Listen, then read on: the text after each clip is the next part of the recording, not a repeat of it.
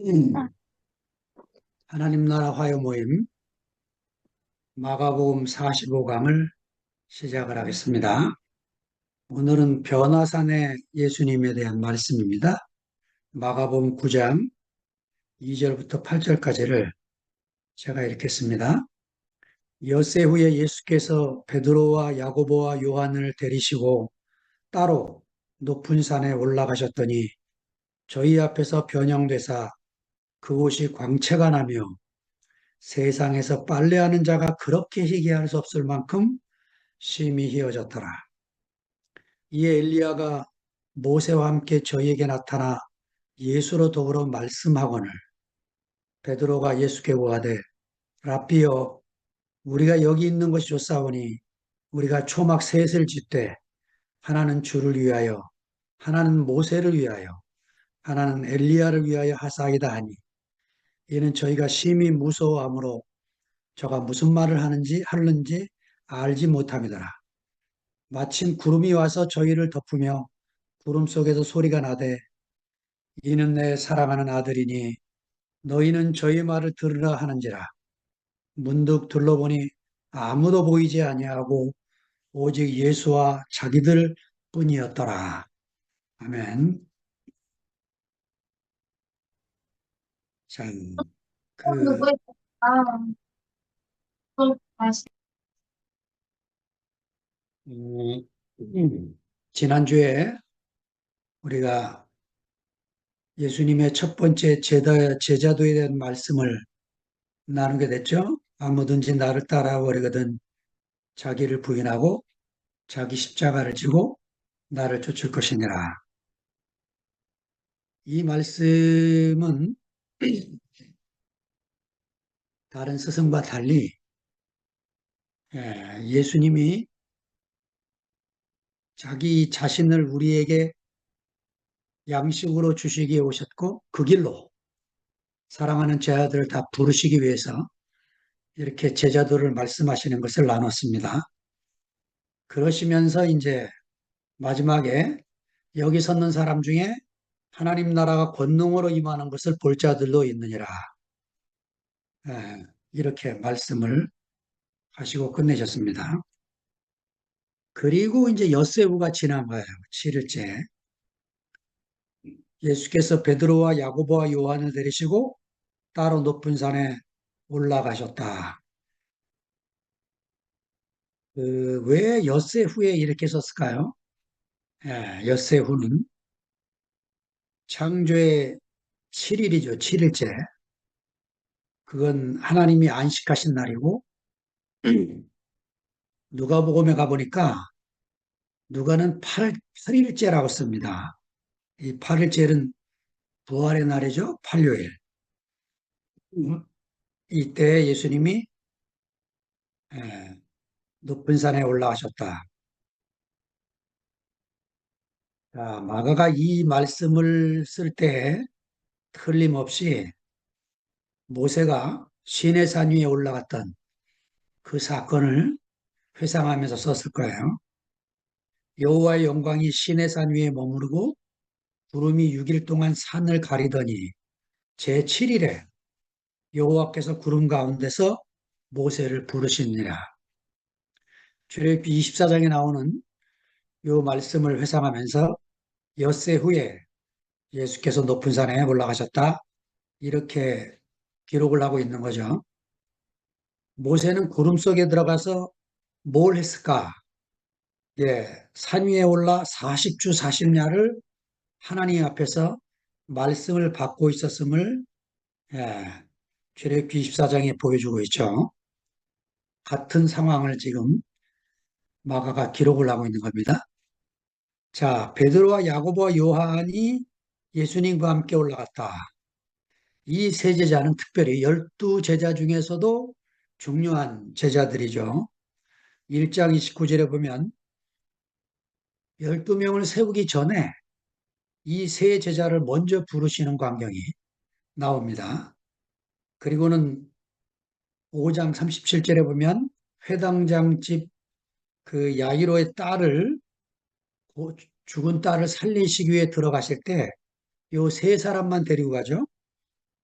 그 다음에 앞으로 나눌 말씀 13장 3절에 보면 마지막 때 징조가 무엇입니까? 이렇게 물을 때 안드레까지 포함해서 이 세 사람이 질문을 하게 되고 그 14장 33절에 보면 마지막 기도를 겟세마네 동산에서 하실 때 요 세 사람만 데리고 올라가는 광경을 보이시면서 이 중요한 세 제자는 다 신약 성서를 기록한 제자들이었죠. 자, 높은 산에 올라갔다. 이거는 좀 이상해요. 특별히 마가복음은 더 이상합니다. 왜냐? 마가는요, 장소를 가장 잘 밝히는 제자입니다. 우리가 7장 31절에서 나눌 때, 마가가 이렇게 쓰는 것을 봤죠?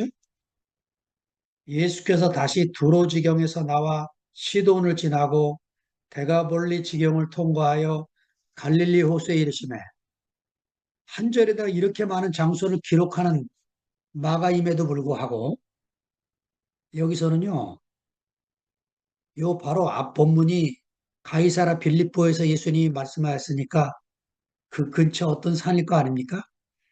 가장 가까운 산이 헬몬산이래요. 근데 그냥 높은 산 이렇게 써놓은 겁니다.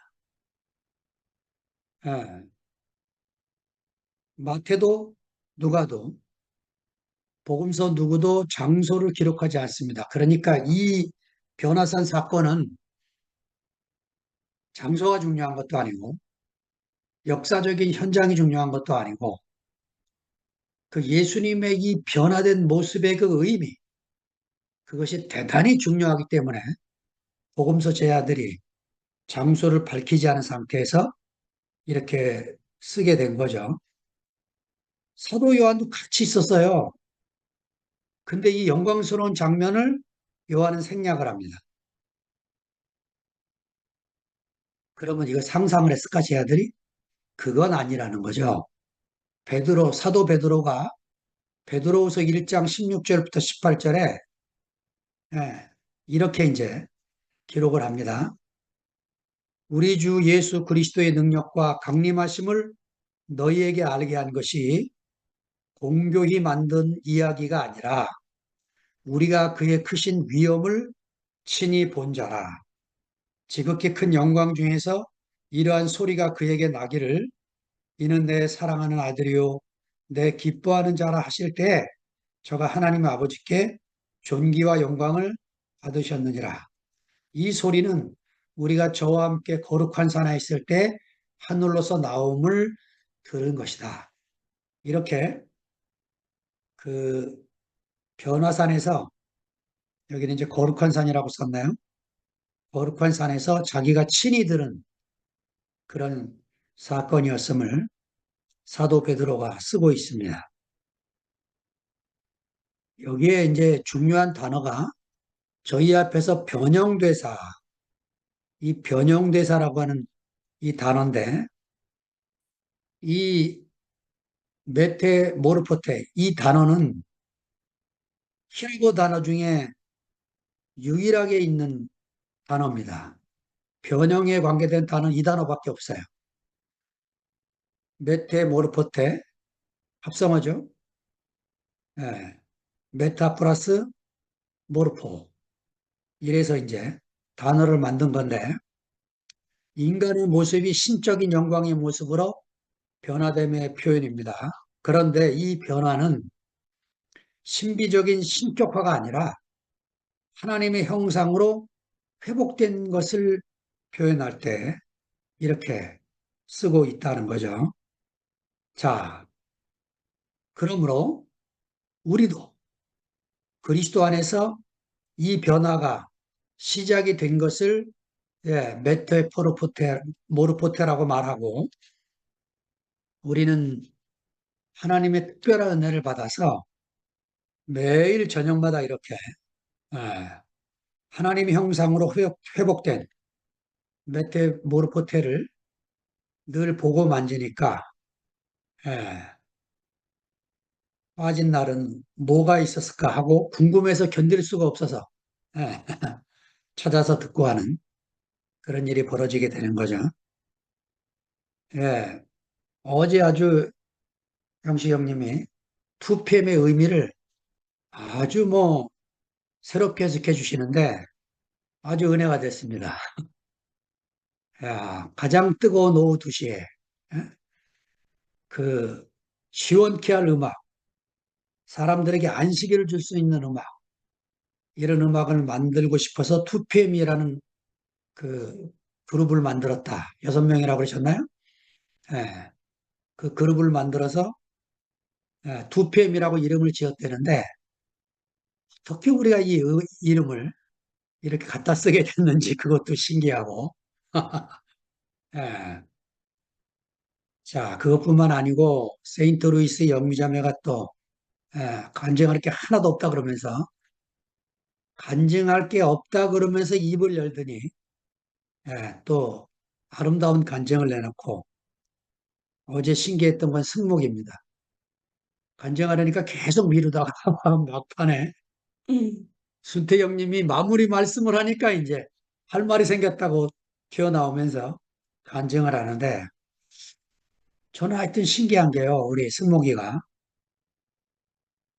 그 미라, 은나 하고 함께 살면서 그 근원이를 중심으로 제가 하나님의 표현의 삼위일체가 요 세 사람으로 보이는 거예요. 근원이라는 이 하나님을 모시고 셋이 각자 표현하면서 하는데 신기하다, 신기하다 하면서 간증을 듣게 됩니다. 어제 이름을 들으니까 난 딸이 둘만인 줄 알았더니 진나라는 딸이 또 하나 있네, 막내가.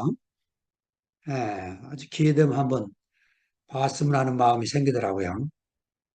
이렇게 늘 보던 형제고 늘 아는 형제인 것 같아도 예, 조금 그, 그 1%의 사금, 어?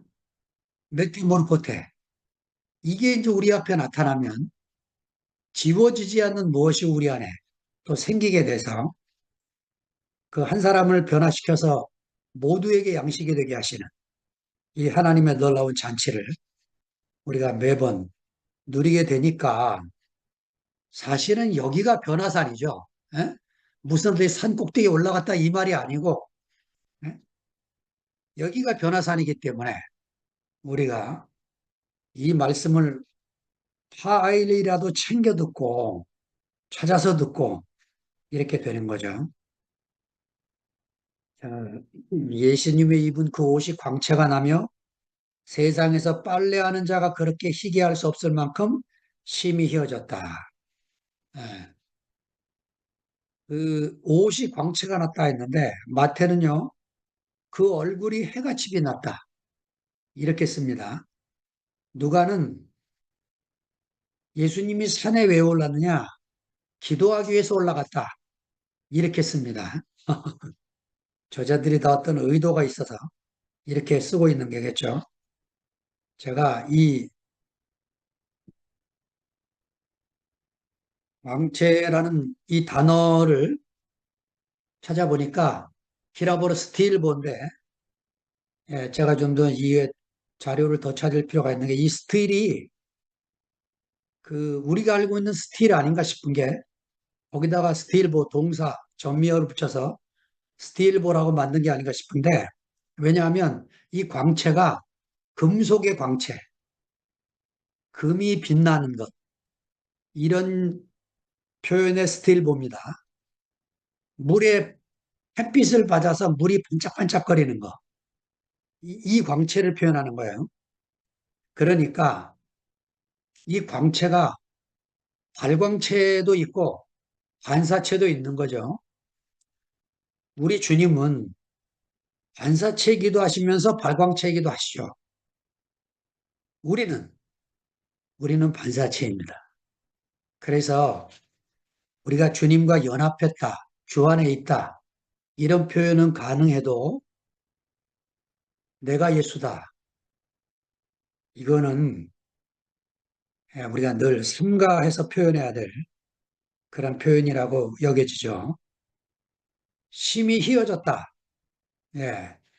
아마 마가가 이렇게 희다는 단어를 반복했을 만큼 표현하고 있는 것은 마가가 모세의 변형, 이게 생각이 났을 거라는 거죠. 출애굽기 34장 30절에 보면 모세가 그 40일 동안 하나님을 만나고 내려왔더니 모세의 얼굴 꺼풀에 광채가 남을 보고 아론과 그 다른 사람들이 그를 가까이 하기에 두려워했다. 이런 표현이 나옵니다.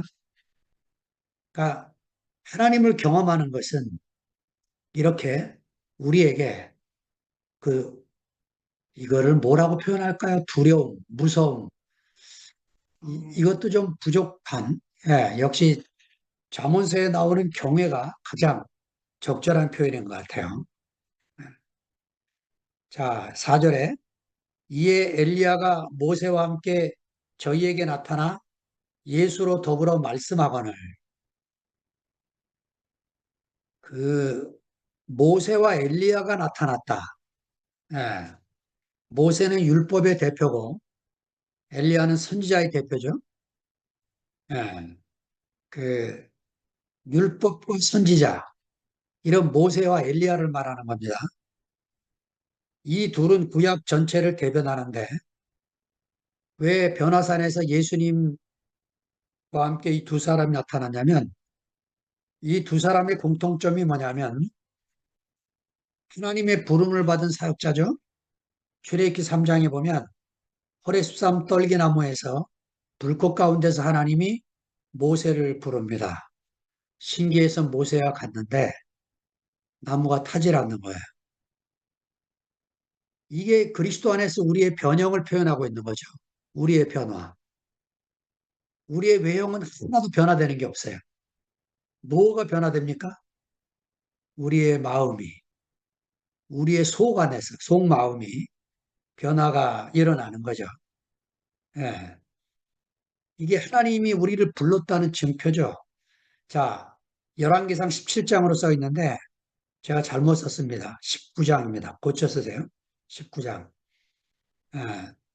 그 엘리야가 부름받은 장면이 나오죠. 산에서 하나님을 경험하는데 출애굽기 19장에 하나님을 경험하고 엘리야는 열왕기상 19장 11절부터 18절에 나오는데 예, 절망에 빠진 엘리야가 그 하나님을 찾기 위해서 헤매다가 하나님이 산에서 그를 만나주는데 풍이 지나가는데도 거기 계시지 않고 지진이 나는데도 거기 계시지 않고 물이 솟아오르는데도 거기 계시지 아니하고 세미한 소리가 있었다. 예, 그러니까 하나님의 음성은 천둥번개처럼 들리는 게 아니고 요 세미한 소리, 이 세미한 소리 어떤 소리였을까요? 엘리야야, 내가 어찌하여 여기 있느냐? 이렇게 물으니까 엘리야가 하나님, 이스라엘 백성들 전부가 다 바알을 숭배하고 우상 숭배에 빠져서 나를 죽이려고 덤벼드는데 이제 나 홀로 남았습니다. 이래 말하니까 하나님이 뭐라고 대답하십니까? 걱정하지 마라. 바알에게 절하지 않고 바알에게 입맞추지 않은 사람이 7천 명이나 내가 감춰뒀다. 이 말씀을 하시죠. 엘리야가 여기서 힘을 얻습니다. 이렇게 산에서 하나님을 경험하고 또 그 다음에 죽음 이유를 보면 엘리야는 죽음을 보지 않고 승천합니다. 이것도 제가 잘못 썼는데 열왕기하 2장입니다. 3장이 아니고 2장. 불병과 불말을 타고 하늘로 들려 올라가죠. 읽을 때마다 신기하고 신납니다. 뭐 내 죽음이 어떻게 될지 알 수 없지만 틀림없이 예, 사망을 사망시키신 주님이 죽음을 끝내신 주님이 우리가 사망을 겪지 않고 엘리야와 같은 그런 죽음을 보지 않고 승천하는 세계 안으로 이끄시겠죠. 신명기 34장에 보면 모세는 죽었다고 나오는데 무덤을 모른다고 나와요. 무덤을. 네. 그, 그러니까 이 모세와 엘리야의 이 나타나심은 예수님이 순환과 죽음을 겪겠지만 그 뒤에 영광을 반드시 얻을 것임을 표현하고 있는 거죠. 자, 그런데 모세와 엘리야가 차이점이 있어요. 무슨 모세와 엘리야와 예수님의 차이점. 모세와 엘리야는 하나님의 종이죠. 그죠? 그런데 예수님은 하나님의 아들입니다. 예. 종과 아들의 차이가 뭐죠? 하나님의 종은 하나님의 일을 하는데 하나님이 밖에서 일하세요. 밖에서. 그런데 하나님의 아들은 하나님의 일을 하는데 하나님이 안에서 일하십니다. 완전히 다른 세계죠. 그러니까 우리는 이제 종으로 일하는 사람들이 아니고 하나님의 아들로 일하는 사람, 하나님의 딸로 일하는 사람, 이 사람으로 우리가 변화산에서 주님과 함께 있는 것입니다. 자, 5절로 넘어갑니다. 베드로가 예수께 고하되 랍비여 우리가 여기 있는 것이 좋사오니 우리가 초막 셋을 짓되 하나는 주를 위하여 하나는 모세를 위하여 하나는 엘리야를 위하여 하사이다 하니 저기 베드로가 주는 그리스도시요 이렇게 불렀는데 다시 여기 와서는 랍비여 이렇게 말을 하지만 뒤에는 또 주를 위하여 초막을 짓되 또 이렇게 말을 합니다. 마가가 이렇게 표현하면서 제자들이 아직 예수님에 대해서 랍비와 주님을 혼동해 쓰고 있고 구별하지 않고 있는 것을 표현하고 있고 10년 뒤에 쓴 마태는 이걸 철저히 구분합니다. 랍비라고 부르는 이름, 의미와 주님이라고 부르는 의미를 완전히 구분하게 되죠. 이래서 여러 형제가 필요한 거죠. 우리가 초막셋을 짓되 이 텐트 치고 여기서 취입시다 이 말을 하고 있는 게 아니고 베드로가 이 초막 얘기라는 거는 초막절을 말하고 있는 거죠. 예. 유대인들이 늘 1년에 한 차례씩 기억하는 이 초막절의 축제. 주님과 모세와 엘리야와 함께 영광스러운 순간을 지속하고 싶은 마음. 초막절 축제가 레위기 23장에 나오는데 그 7일간의 축제를 왜 하게 되냐면 이스라엘의 광야 생활을 기억하기 위해서죠. 예. 그렇다면 그리스도는 우리의 초막절입니다.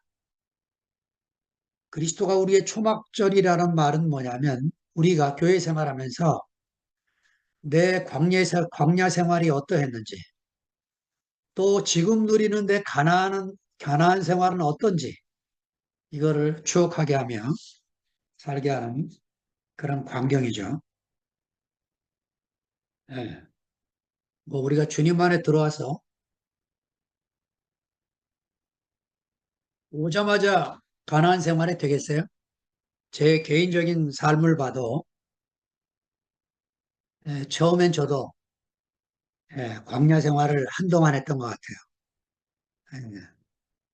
하늘에서 만나 주면 먹고 매출하게 주면 먹고 그런데 어두움이 사라졌다가 또 오고 사라졌다가 또 오고 예.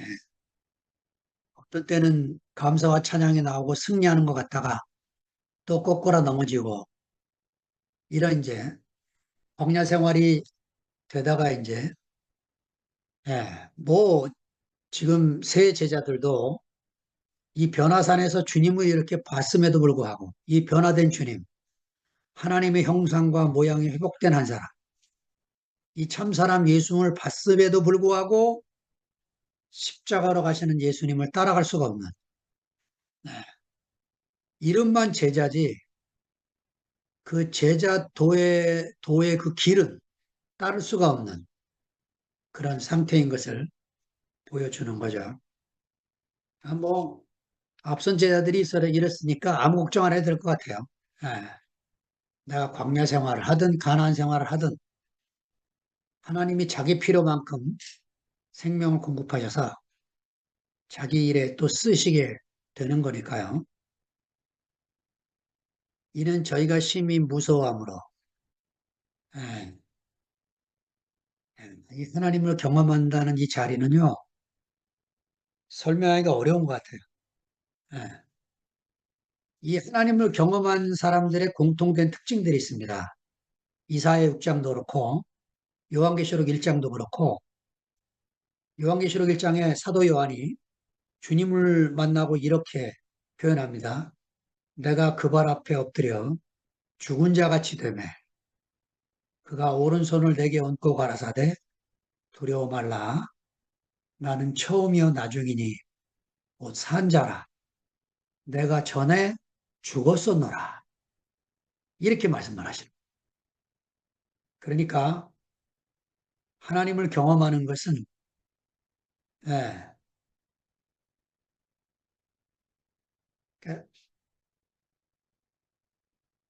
모세 1장 7절이 그래서 그렇게 말을 하는 거죠. 여호와를 경외하는 것이 아는 것의 시작이다.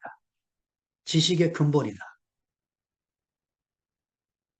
그러니까 제가 우리 딸 둘 다 뭐 11시 포함돼서 이렇게 살고 있는데 간증을 들어보면 뭐 어둡게 사는 것보다 그렇게 밝게 사는 게 감사하고 또 부부싸움하며 사는 것보다 부부가 연합해 사는 게 감사한데 그 하나님을 향한 두려움이 없어요. 그러니까 제가 그 간증을 하려고 내놓으니까 왜 하나님을 두려워해야 돼? 이래 말해서 제가 더 이상 말을 끝냈어요. 그 하나님을 무서워한다는 게 아닙니다. 예, 자기 분량을 아는 거죠. 제가 교회 생활하면서 지금도 정말 천방지축 철없이 살았던 사람들을 생각을 하면 주님이 이 자리를 좀 일찍 주셨으면 하는 아쉬움도 있습니다. 자, 저가 무슨 말을 하는지 알지 못하다가 제가 교회 안에서 얼마나 자주 이런 무지를 드러내고 살았는지요. 뭐 이런 얘기하려면 끝도 없는데 그중에 한 가지 말씀을 드리면 일산에 살 때입니다. 그 멀리서 이제 젊은 형제가 교회를 왔는데 오면 늘 아이고 저래 살면 안 되는데 늘 이제 걸리는 거예요. 제가 들을 때마다. 그래서 오늘 이제 같이 오는 형제한테 그날 안 왔길래 인편으로 편지 하나를 미리 써갖고 이제 갖다 주라고 줬어요. 이 형제가 이제 주기 전에 가다가 제가 인편으로 준 편지 읽어보고 아 이거 주면 형제가 상처받고 있다 그래가지고 안 줬다 그러더라고 나중에. 아유 지금 생각하면 줬으면 큰일 날 뻔했어요. 그냥 그때만 해도 제가 형제를 바르게 세우고 싶어서 고치고 싶은 게 안 끝나는 사람이었어요. 그러니 뭐 10명 넘는 형제들하고 살면서 제가 속이 얼마나 시끄럽겠어요. 말은 못하고. 그, 다행히 전달해준 형제가 감사했죠. 얼마나 제가 하나님의 행하심에 대해서 무지했는지. 제가 이제 이 안시간으로 들어온 다음에, 아, 내가 주님을 따라가는 것하고 내가 생명의 분량을 넘어서는 것하고 구분이 안 되는 사람이었구나. 이거를 제가 이제 철저히 구분하게 됐어요. 형제들이 무엇을 부탁하면 내가 아멘하고 따라가야 되는 사람인 줄 틀림없이 알지만, 나 같은 사람한테 형제들이 말씀 부탁하면 당연히 아멘해야죠. 근데 제 생명의 분량을 보니까 이제 그게 아니더라고요. 그래서 제가 하나님이 제게 주신 안식을 스스로 깨뜨리지 않도록 예, 정말 조심스럽게 교회 생활을 해야 되겠구나 하는 것을 깊이 인식하게 됐습니다. 그 다음 7절이 있습니다. 마침 구름이 와서 저희를 덮으며 구름 속에서 소리가 나되 이는 내 사랑하는 아들이니 너희는 저희 말을 들으라 하는지라. 자, 구름이 저희를 덮었다. 다 아시는 대로 하나님의 임재와 권위를 상징하는 게 이 구름이죠. 출애굽기 13장에 보면 광야 생활을 하는데 낮에는 구름 기둥으로 밤에는 불 기둥으로 인도하셨다. 그때만 그랬을까요? 지금도 저는 형제들이 제 구름 기둥이 되고 형제들의 간증이 제 불 기둥이 돼서 칠흑 같은 어두움에 어디로 발을 내디뎌야 될지 알게 해주고 뜨거워서 꼼짝 못하서 어찌할 줄 모르는 저에게 쉴 수 있는 안식처를 제공해주고 있는 걸 봅니다. 16장 10절에 보면 예, 이스라엘 백성들이 고기 먹고 싶다고 원망을 해요. 야, 하나님이 구름 기둥으로 나타나시고 그리고는 그들에게 고기는 주긴 주셨는데 예, 고기가 이 사이에 끼기 전에 하나님이 심판하시는 광경 민수기가 나옵니다. 출애굽기에는 이제 구름만 덮이는 광경만 나오는데 그러니까 필요를 구하는 건 하나님이 물을 구하실 땐 주셨지만 탐욕으로 구하는 거는 주시기도 하지만 반드시 대가를 지불하게 합니다. 자본주의 사회 속에 살면서 필요와 탐욕을 구분하는 게 경계가 애매하지만 예, 우리가 이런 것들을 조심해야 되는 거죠.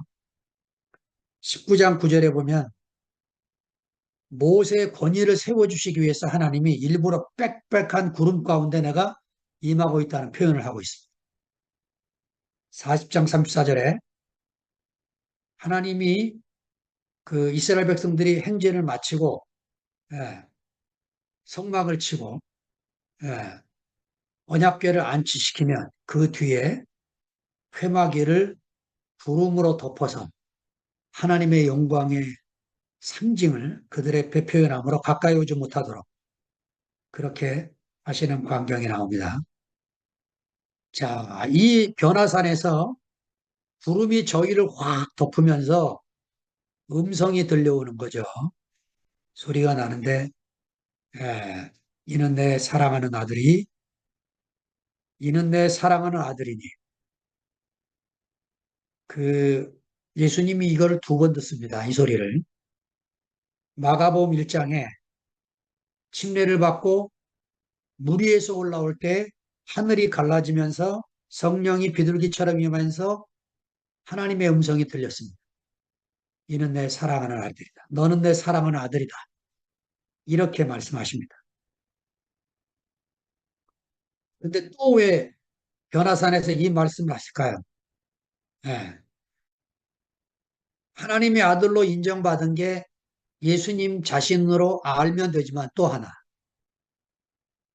하나님의 아들로 인정받은 사실이 제자들에게 알려줘야 돼요.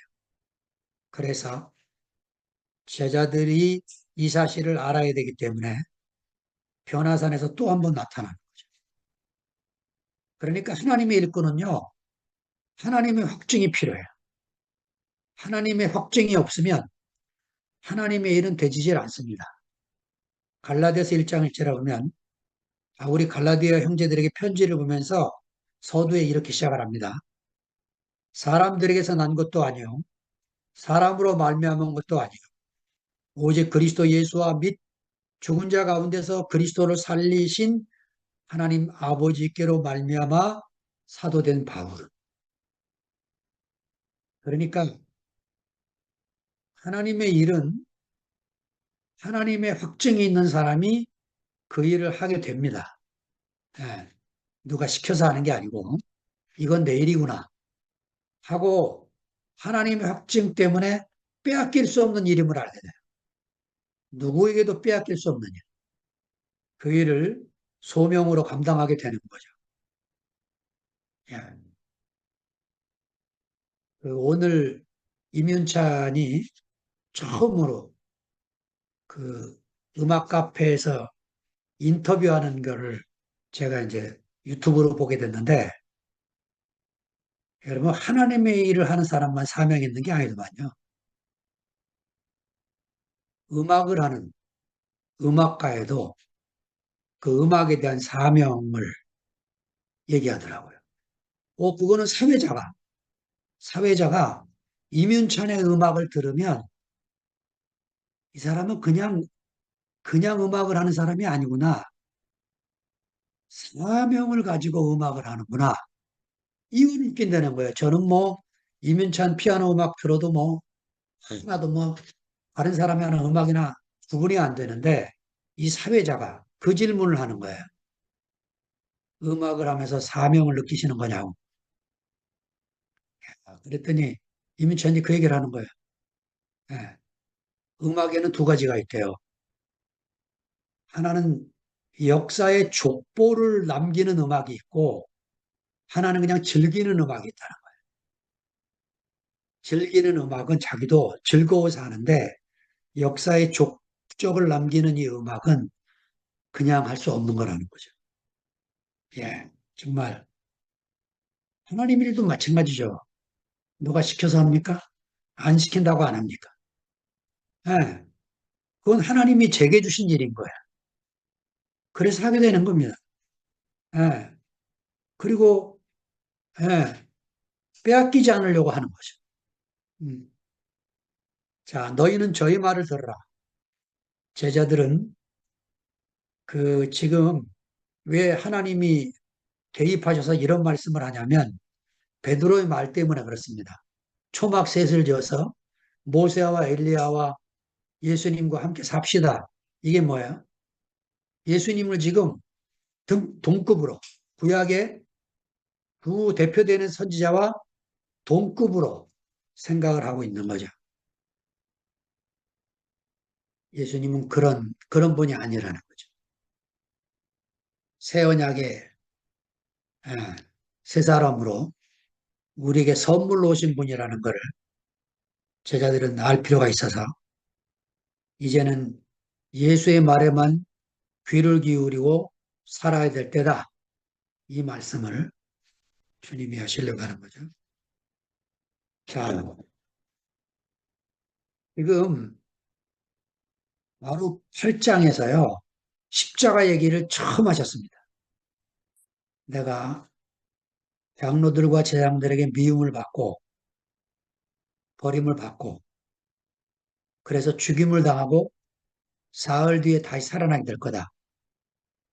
이 말씀을 하신 다음에 처음으로 베드로가 대드는 걸 경험합니다. 한 번도 그 전까지는 제자들이 대든 적이 없어요. 근데 예수님이 죽음을 턱 내놓으니까 대들기 시작을 하는 거죠. 그리고는 예수님이 베드로를 다시 책망하시고 처음으로 제자도 말씀을 하신 거예요. 아무든지 나를 따라오려거든 자기를 부인하고 자기 십자가를 지고 나를 주셔야 돼. 예수님이 가신 길은 그냥 따를 수 있는 길이 아니라는 거죠. 예. 그런데 예수님이 가신 이 순환의 길은 예, 예수님에게 버림받아서 가는 길이 아니고 하나님의 인정하심을 받아 가는 길이라는 것을 변화산에서 보여주고 있는 거예요.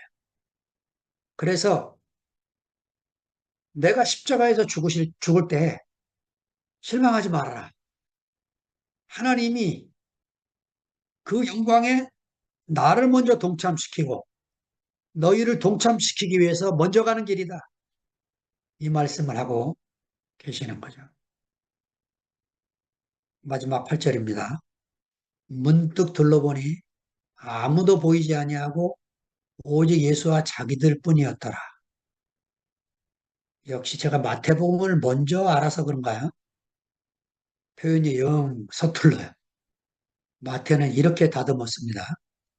오직 예수 외에는 아무도 보이지 아니하더라. 이게 깔끔하죠. 음. 이게 지금 변화산에서 말씀하려고 했던 마가의 의도였는데 그렇게 하려면 자기뿐이더라. 이거 빼면 훨씬 날 뻔했죠. 오직 예수뿐이더라. 이렇게 쓸 필요가 있다는 거죠. 이래서 우리가 마가복음 뒤에 썼던 마태도 읽어야 되고 마태 뒤에 썼던 누가도 읽어야 되고 누가 뒤에 썼던 성령행전 교회는 어떻게 시작돼서 새롭게 몸으로 건축되어 갔는가. 사도행전은 사실은 성령행전이죠. 그건 누가가 두 권의 복음서를 쓴 거예요. 누가복음과 사도행전. 이 두 권을 누가가 쓴 거죠. 우리가 이렇게 해서 이제 신약성서 전체가 구약과 더불어 주님을 누려가는데 주님을 알아가는데 정말로 필요한 말씀인 것을 알게 되는 거죠. 자, 마지막 문장을 읽습니다. 제자들과 유대인들이 중요하게 생각한 모세와 엘리야의 시대는 지나갔다. 지나갔습니다. 이전 것은 지나갔어요.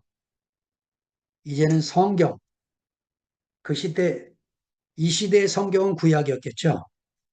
구약을 읽으면서 구약의 그 사람들을 생각하면 이제는 안 되고 오직 예수만 생각하고 예수만 바라봐야 된다는 거죠. 하나님의 구속의 성취는 위대한 선지자 엘리야나 위대한 율법자 모세가 아니라 예수로 말미암아 이루어진다는 거죠. 그러나 왜 그분은 십자가로 가셔야 됩니까?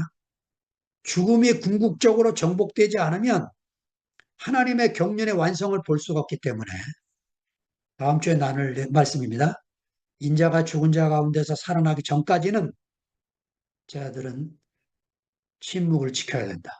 지금 본 것을 변화산에서 내 변형을 예, 메타모르페테를 본 것을 기억하지 말고 지워라.